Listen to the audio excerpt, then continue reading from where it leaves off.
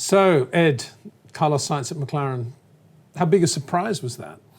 Well, I think once Alonso confirmed what he was doing, he was instantly installed as favourite. We know that McLaren had been looking at Sainz to talk to him, so I think that was kind of the natural follow-up. But Sainz was in an interesting position because a few weeks ago he was in with a chance of being in half a dozen different teams or nowhere. So he was kind of sat there right thinking, on the edge. Yeah, exactly. Well, I spoke to him I think it was Hungary about that, and he kind of accepted that was the position. He was saying, of course, I'm confident, but until you've got something signed and sealed and delivered on paper, you just never know what you're going to get. But he was always popular with McLaren. He's an Alonso protege, effectively. They first met at the 2005 Spanish Grand Prix, so he's a bit of an Alonso clone, I think they see him as, and obviously Fernando would have pushed him with the team. So I think it all kind of came together. He's got 4 years of experience under his belt at the end of this year, so McLaren saw him as the logical How good choice. is he relative to Fernando? And you look at Fernando's skill set, where do you see Carlos? You could maybe, this sounds like damning with faint praise, he's kind of almost a slightly lower resolution Fernando Alonso, which I don't mean to be a negative, because Fernando's a great driver and an incredible benchmark for anyone. Sainz has learnt a lot from Alonso. He's adapted a lot of what Alonso's taught him to his own success in Formula 1. I think Sainz is a very good Grand Prix driver. I don't think we've seen enough from him to say he's a superstar or a world champion in waiting, but not many are. There have only been 33 world champions in the history of the World Championship, so that's no disgrace. But what we know he can do, he can fight in the midfield, he can deliver consistent points finishes. We've seen that with Toro Rosso and with Renault. And so I think McLaren know what they're getting. They're getting a proven, established Grand Prix driver who has a desire as well to take leadership of a team, which he hasn't been able to do at Renault. But who will be in the other car, do you think? Well, that's a good question. Current incumbent is Stoffel Vandoorne, a McLaren protege, a driver with a lot of ability. He hasn't been able to show it enough recently. We saw him go very well in Hungary recently. He had a gearbox failure late on, and so that extended his run of non-points finishes, which is unfortunate.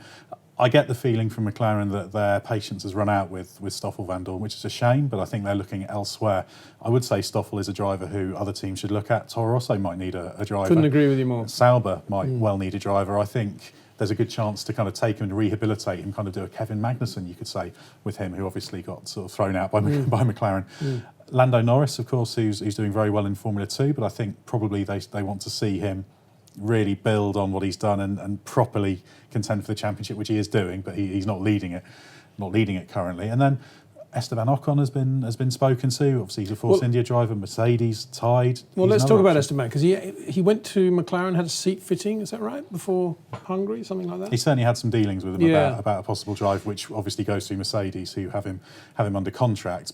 And we hear that Mercedes wouldn't release him to do this full race drive.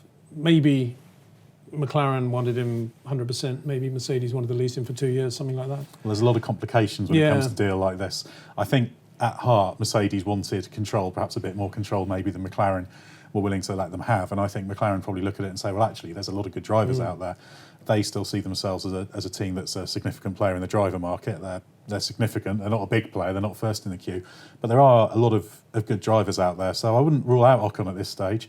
But he's in an interesting position, actually, Ocon, with Force India being taken over by I'm not sure he would call it interesting. Well, Probably worse than interesting. Well, exactly. The Lawrence Stroll led consortium. I mean, George Russell, Verline, Ocon, all Mercedes drivers. These are all good drivers. Where are they going to go? Well, I think Verline, they've pretty much said out they're going to use him for non-F1 things now, otherwise they'd have kept him on the grid. Okay, let's put him to one side. Ocon, they do see as kind of the next Mercedes driver. I mean, they were thinking that if Bottas didn't kick on this year, then they'd be able to slot Ocon in. Valtteri obviously has had a very good season, even though he somehow managed not to win a race yet this year through bad luck. So Mercedes still backs Ocon, and that's the key thing he's got in his armoury, that Mercedes want him on the grid, and I'm sure Toto Wolff will find a way to make it happen. So even if he goes to Williams, he'll sleep well at night knowing that in a couple of years he's potentially a Mercedes runner. So that's exactly. Yeah. And what about George Russell? Well, he's excelling in F2. He needs to be on the Formula 1 grid next year. He can't do F2 again, that's for sure. Exactly, we have this ladder. We want to see drivers going through. We have seen drivers like Pierre Gasly and Stoffel Vandoorne win Formula 2 or GP2 as was, and then go off to race in Super Formula in Japan. So maybe they might think, actually, we'll park him elsewhere. The trouble is for Mercedes is they know Russell's good, but they've also got Ocon. Do they really need two juniors at great expense on the F1 grid? That's the main thing. On the other side, they've given George Russell some assurances. He seems quite confident they'll look after him. So, we'll have to see what happens with that. But again, Russell, Force India, Williams, a good option. Maybe even McLaren if they run through the list. Yeah, might exactly. start looking at him. And what renter drivers are there out there? Pay drivers. We've got Surratt still. Do you see him as a factor in 2019? Surratt should, by With all money? indication, be at Williams. There's SMP backing there. I think for the second year of the deal, there'll probably be even more money behind it. And I think particularly with Lance Stroll, presumably, well, he's bound to move on to Force India, otherwise Lawrence Stroll wouldn't have been involved in that consortium. Yeah. So I think that further shores up Sirotkin's position. He fits in well with the team. He's an intelligent driver. He's worked well with them, and I think he's done a little better than perhaps the superficial results suggest. So I think we can say he's in there. So it'll be Sirotkin and another at Williams. And Williams could be an interesting seat because they're a team. Yeah, they've had a terrible season, but the only way is up, and it doesn't take much for them to emerge as a much more credible midfield team, even if the days of them being a Grand Prix winner are long behind them for now anyway.